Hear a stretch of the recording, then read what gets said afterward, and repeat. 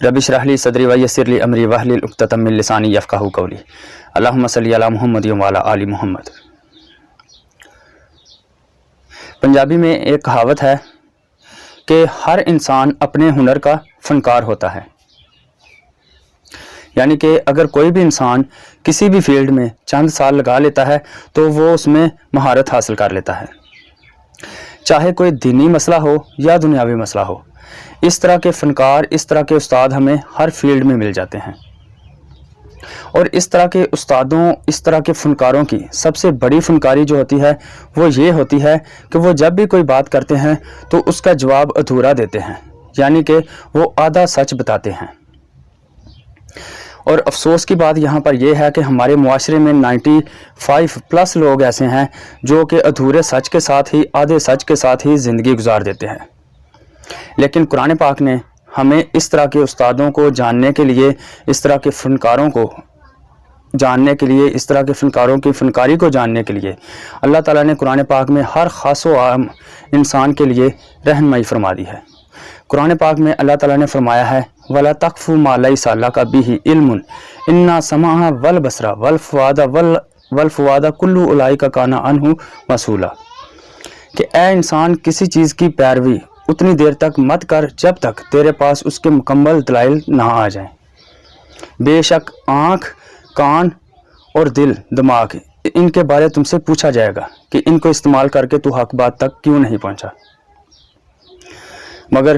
پھر افسوس کی بات یہ ہے کہ ہمارے معاشرے میں 95+ لوگ ایسے ہیں کہ جو اپنے کانوں کا، اپنی آنکھوں کا اور اپنی زبان کا بخوبی استعمال کرتے ہیں، لیکن انہوں نے اپنی عقل کا استعمال کبھی کیا ہی نہیں۔ وہ ادھورے سچ کے ساتھ ہی، آدھے سچ کے ساتھ ہی زندگی گزار دیتے ہیں، جبکہ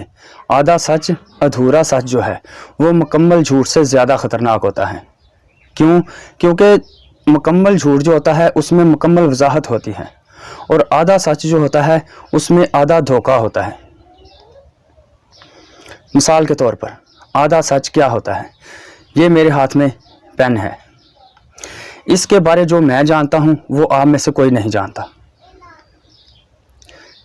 اگر میرے اس پین کے بارے میں آپ میں سے کوئی انسان کھڑا ہو کر یہ بات کہنا شروع کر دیتا ہے کہ جو مولانا صاحب کے ہاتھ میں پین ہے یہ ایک بال پین ہے، اس میں نیلی سیاہی ہے اور یہ لکھتا ہے، ان 3 جملوں پر وہ ایک بیان ریکارڈ کروا دیتا ہے اور اس 3 جملوں پر 10 اور بندوں کی گواہی لے کر آتا ہے۔ مثلا کہتا ہے کہ فلاں بندے نے بھی اس پین کے بارے یہی لکھا ہے، فلاں بندے نے بھی اس پین کے بارے یہی لکھا ہے۔ اس طرح کرتے کرتے وہ 10 بندوں کی گواہی اسی بات پر قائم کر دیتا ہے کہ یہ ایک پین ہے، یہ لکھتا ہے، اس میں نیلی سیاہی ہے۔ تو پھر بھی یہ 10 بندوں کی گواہی کے باوجود بھی یہ پین کے بارے ان کا جو موقف ہوگا، ان کا جو جواب ہوگا وہ ادھورا جواب ہوگا، جو سچ ہوگا وہ ادھورا سچ ہوگا، آدھا سچ ہوگا۔ کیوں؟ کیونکہ جب تک وہ میرا موقف اس پین کے بارے بیان نہیں کرے گا کہ میں اس پین کے بارے کیا کہتا ہوں، کیونکہ یہ میرا پین ہے، ٹھیک ہے، تو اتنی دیر تک ان کا 10 بندوں کا کیا 15 بندوں کا جو جواب ہوگا وہ ادھورا ہوگا، جو ان کا سچ ہوگا وہ آدھا ہوگا۔ مکمل سچ اس وقت ہوگا جب میں خود اس پین کے بارے بتاؤں گا کہ یہ پین لکھتا ہے، نیلی سیاہی ہے اور یہ ایک بال پین ہے، پھر یہ مکمل اس کا جواب ہوگا، کیونکہ اس پر میرا موقف بھی آ گیا ہوگا۔ جب تک میرا موقف نہیں آئے گا اتنی دیر تک اس کا جواب اس پین کے بارے 10 یا 15 بندوں کا بھی ہوگا تو وہ ادھورا جواب ہوگا، آدھا سچ ہوگا۔ اسی طرح کے ہمارے معاشرے میں کچھ استاد ہیں، کچھ فنکار ہیں کہ جو آدھا سچ بتاتے ہیں، آدھا جو ہے وہ چھپا جاتے ہیں، یعنی کہ ادھورا سچ بتاتے ہیں۔ تو آج کی میں اس ویڈیو میں آپ لوگوں کو اسی طرح کے کچھ استادوں کے بارے میں دکھاؤں گا کہ جو آدھا سچ بتاتے ہیں۔ مثال کے طور پر ان سے سوال ہوا ہے کہ قرآن پاک سے صرف ایک آیت ایسی دکھا دو جس میں یہ لکھا ہو کہ مردے تمہارے مددگار ہیں، یا تم لوگ غائب میں غیر اللہ سے مدد لے سکتے ہو۔ قرآن پاک میں صرف ایک آیت ایسی دکھا دیں۔ جب کہ قرآن پاک پر سوال ہوا ہے تو قرآن پاک سے ایک بھی آیت ایسی پیش نہیں کی، اور دوسری کتابوں سے، مختلف کتابوں سے جو ہے حوالے پیش کیے ہیں کہ اس طرح مدد حاصل کی جا سکتی ہے غیر اللہ سے اور مردوں سے، تو یہ ہوتا ہے ادھورا سچ، کیونکہ جب تک قرآن پاک سے ایک آیت ایسی پیش نہیں کی جائے گی تو ادھورا سچ ہوگا، آدھا سچ ہوگا۔ اس کے لیے آپ پہلے یہ ویڈیو دیکھیں جس میں ادھورا سچ بتایا گیا ہے، قرآن پر سوال ہوا ہے لیکن قرآن کی ایک بھی آیت پیش نہیں کی گئی۔ اس کے بعد یہی کام انہوں نے حدیث کے بارے کیا ہے، حدیث کے ساتھ کیا ہے، وہ میں آپ کو بعد میں بتاتا ہوں، پہلے آپ یہ ویڈیو دیکھیں۔ اللہ رب العزت جل شانہ کے بندوں سے استعانت کرنا اور مدد طلب کرنا اس نیت کے ساتھ کہ ان کو اللہ کی مدد کا، اللہ کی عون کا ذریعہ سمجھے، تو چاہے وہ بندہ مدد کرنے والا جس سے مدد لی جا رہی ہے وہ مدد دور سے ہو بندے سے یا کسی قریب سے ہو، حاضر سے ہو یا غائب سے ہو، وہ اللہ کے بندے سے استعانت اور مدد چاہے اس کی زندگی میں ہو یا اس کے فوت ہونے کے بعد اس کی روحانی طاقت سے، اس کی روح سے استمداد کی جائے، مدد طلب کی جائے، زندہ سے ہو یا فوت شدہ سے، دور سے ہو یا نزدیک سے، ما تحت الاسباب ہو یا ما فوق الاسباب ہو، تو اس طرح کی مدد اللہ کے بندوں سے یہ نیت رکھ کے کہ یہ اللہ کی مدد کا ذریعہ ہے اور حقیقت میں اللہ رب العزت ہی مدد کرنے والا ہے، یہ بالکل ہرگز شرک اور نہ شرک ہے اور نہ ہی کتاب و سنت کے خلاف ہے، بلکہ قرآن اور حدیث میں اس کا ثبوت موجود ہے، باقاعدہ احادیث طیبات موجود ہے، اور امت کے بڑے بڑے اکابر علماء، اولیاء اور محدثین اور ائمہ کا اس پر عمل ہے۔ جو تمہید میں نے بیان کی ہے، اسی تمہید پر شاہ ولی اللہ محدث دہلی رحمۃ اللہ تعالی علیہ کے فرزند حضرت شاہ عبدالعزیز صاحب محدث دہلی رحمہ اللہ اپنی کتاب تفسیر فتح العزیز کی پہلی جلد صفحہ 10 پر امام ابو بکر ابن عمر البزار المتوفہ 292 ہجری کی کتاب مسند البزار کی جلد نمبر 5 صفحہ نمبر 423 مطبوعہ دارالحدیث القاہرہ مصر سے چھپی ہے اور حدیث کا نمبر ہے 4975، اور اسی روایت کو امام حیثمی نے اپنی کتاب مجموع الزوائد کی جلد نمبر 10 صفحہ نمبر 188 پر، اور اسی روایت کو غیر مقلدین کے بہت بڑے عالم ہیں نواب صدیق حسن بھوپالی اپنی کتاب نزل الابرار مطبوعہ دارو ابن حزم بیروت لبنان سے صفحہ نمبر 656 اور 57 پہ اسی موضوع کی روایات ذکر کی ہیں موجود ہے، اور اسی حدیث کو امام بخاری مسلم کے استاذ امام ابو بکر ابن ابی شیبہ اپنی کتاب المصنف لابن ابی شیبہ جلد 15 صفحہ 445، کتاب المعجم الکبیر للطبر، یہی حدیث امام ابو یعلا الموصلی المتوفہ 307 ہجری اپنی کتاب مسند ابی یعلا حدیث نمبر 5266 لے کے آئے۔ یہ حدیث جو ہے وہ لائق احتجاج ہے، اور امام طبرانی رحمۃ اللہ تعالی علیہ نے اس حدیث کو بیان کیا، اور ایک اور حوالہ اس سلسلے میں جلیل القدر امام اہل سنت کے امام احمد بن حنبل رحمۃ اللہ تعالی علیہ کے یہ مسائل ہیں، اس کو حسن قرار دیا،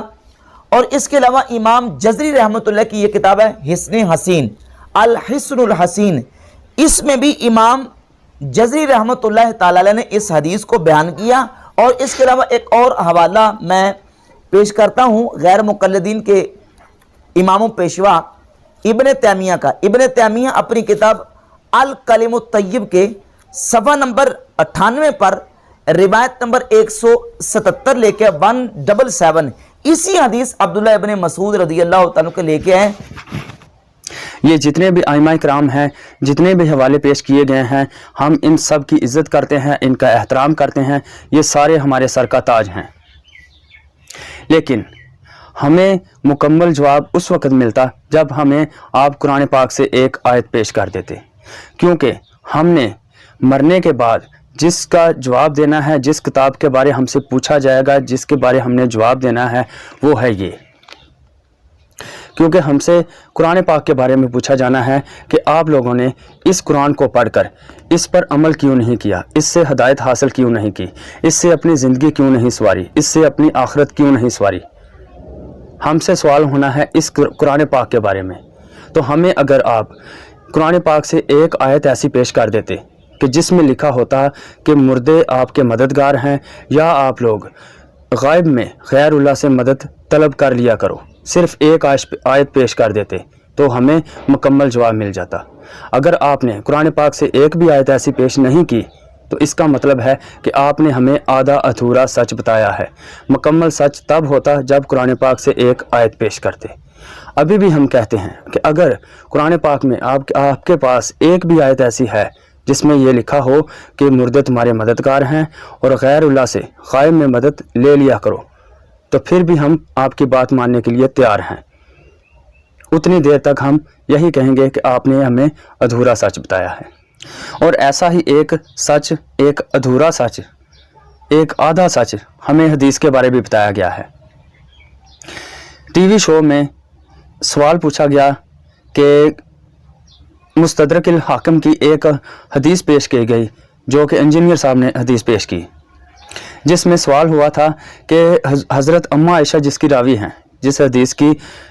حضرت اماں عائشہ راوی ہیں، حضرت اماں عائشہ سے یہ سوال کیا گیا کہ حضور پاک صلی اللہ علیہ وآلہ وسلم سے جب پوچھا گیا کہ آپ کو آپ کے صحابہ میں سے سب سے افضل، سب سے محبوب کون ہے، تو حضرت اماں عائشہ رضی اللہ تعالیٰ عنہ نے فرمایا کہ حضور پاک صلی اللہ علیہ وآلہ وسلم نے فرمایا کہ فاطمہ رضی اللہ تعالیٰ عنہ۔ اور جب پوچھا گیا کہ مردوں میں آپ کو سب سے زیادہ محبوب کون ہے، تو حضور پاک صلی اللہ علیہ وآلہ وسلم نے فرمایا کہ فاطمہ کے شوہر علی ابن ابی طالب علیہ السلام۔ یہ حدیث جب انجینئر صاحب نے شو میں پیش کی، ٹی وی شو میں، تو اس کو کچھ ایسے استاد جو ہیں وہ سامنے آئے کہ جنہوں نے اس حدیث کو ضعیف قرار دینے کے لیے بے شمار حوالے پیش کیے، یعنی کہ جو قرآن کے ساتھ کام کیا وہی اس حدیث کے ساتھ بھی کیا۔ یہ حدیث مستدرک الحاکم میں لکھی ہوئی ہے، اور مستدرک الحاکم کے اندر یہ لکھی ہوئی حدیث جو ہے اس کے بارے امام حاکم کیا کہتے ہیں۔ سب سے پہلا جو حوالہ ہونا چاہیے تھا وہ ہونا چاہیے تھا امام حاکم کا، تاکہ پتہ چل جاتا کہ جنہوں نے اپنی کتاب میں یہ حدیث لکھی ہے وہ اس کے بارے کیا کہتے ہیں۔ اور رہی بات انجینئر صاحب کی، انجینئر صاحب نے اسی شو میں، اسی دوران، اسی گفتگو میں اس بات کو کلیئر کر دیا تھا کہ ہر انسان کے لیے اس کی اولاد کے بعد ہی دوسرے محبوب ہوتے ہیں، سب سے زیادہ محبوب اس کو اس کی اولاد ہی ہوتی ہے۔ اللہ علیہا، بخاری مسلم حدیث ہے، فاطمہ میرے جگر کا ٹکڑا ہے۔ جب انسان کسی کی فضیلت بیان کرتا ہے نا تو اولاد کے بعد ہی اس کا ذکر کر رہا ہوتا ہے، یہ انڈرسٹوڈ ہوتا ہے، گھر والے پہلے نمبر پہ ہوتے ہیں۔ لیکن پھر بھی کچھ استاد ایسے ہوتے ہیں، کچھ فنکار بننے کی کوشش کرتے ہیں، انہوں نے اس حدیث کو ضعیف قرار دینے کے لیے کم سے کم 10 حوالے پیش کیے، لیکن امام حاکم کی اس حدیث کے بارے میں کیا رائے ہے وہ بتائی نہیں، یعنی کہ اس حدیث کے بارے میں بھی آدھا ادھورا سچ بتایا، مکمل سچ نہیں بتایا، کیونکہ مکمل سچ تب ہوتا جب امام حاکم کی انہوں نے کوئی حوالہ پیش کیا ہوتا، ان کی رائے پیش کی ہوتی، تو پتہ چل جاتا کہ امام حاکم یہ حدیث لے کر آئے ہیں، وہ اس حدیث کے بارے کیا کہتے ہیں۔ اس کے لیے بھی آپ یہ ویڈیو دیکھیں پہلے۔ اب اپنی حالت یہ ہے کہ ٹی وی چینل کے اوپر مرزا جیلمی نے صحیح بخاری مسلم کی متفقن علیہ حدیث کے مقابلے میں بقول مرزا دور کی کتاب المستدرک سے ایک وہ حدیث بیان کی ہے جو مرزا جیلمی کے اپنے بابوں کے نزدیک بالاتفاق ضعیف ہے۔ امام بخاری کی کتاب التاریخ الکبیر، اس میں امام ذہبی عظیم نقاد اپنی کتاب شرح المقدمۃ الموقظہ کے صفحہ نمبر 321 پہ لکھتے ہیں، اور یہ الکاشف ہے امام ذہبی کی دوسری کتاب جلد نمبر 1، اور امام ابن حجر اسقلانی نے تہذیب و تہذیب کی جلد نمبر 1، یہ مرزا جیلمی کے ٹیبل کے اوپر کتاب اس طرح پڑھی ہوتی ہے، مشکات المصابی۔ مشکات المصابی کا اردو ترجمہ اور زبیر علی زئی مرزا جیلمی کے بابا کی تحکیم ہے اس کے۔ تو یہ ہوتا ہے آدھا ادھورا سچ۔ وہی پین والی بات آ گئی کہ جس کا پین ہے اس سے پوچھنا ہی نہیں ہے کہ یہ اس کے بارے آپ کا کیا موقف ہے، دوسرے 10 بندوں کے حوالے دے دینے ہیں۔ اسی طرح قرآن کے ساتھ کیا، اور یہی کام انہوں نے حدیث کے ساتھ کر دیا۔ حدیث کے بارے حضرت امام حاکم جو ہیں ان کا کیا رائے ہے، پہلے یہ حوالہ پیش کرتے تو ہمیں مکمل سچ مل جاتا، ہمیں مکمل جواب مل جاتا، دوسرے حوالے تو اس کی سپورٹ میں ہوتے ہیں۔ اللہ تعالیٰ سے دعا ہے کہ اللہ تعالیٰ ہمیں مکمل سچ کو سننے کی، مکمل سچ پر عمل کرنے کی، اور خود اپنی کان، آنکھ، زبان اور عقل کو استعمال کر کر حق تک پہنچنے کی توفیق عطا فرمائے۔ اور اللہ تعالیٰ سے دعا ہے کہ اللہ تعالیٰ ایسے لوگوں کو ہدایت عطا فرمائے جو آدھے ادھورے سچ کے ساتھ زندگی گزار دیتے ہیں اور حق تک پہنچتے ہی نہیں۔ اور اللہ تعالیٰ سے دعا ہے کہ اللہ تعالیٰ ہمیں حق بات کو سننے کی، حق بات کو سن کر بیان کرنے کی اور حق بات پر عمل کرنے کی توفیق عطا فرمائے۔ جزاک اللہ خیر۔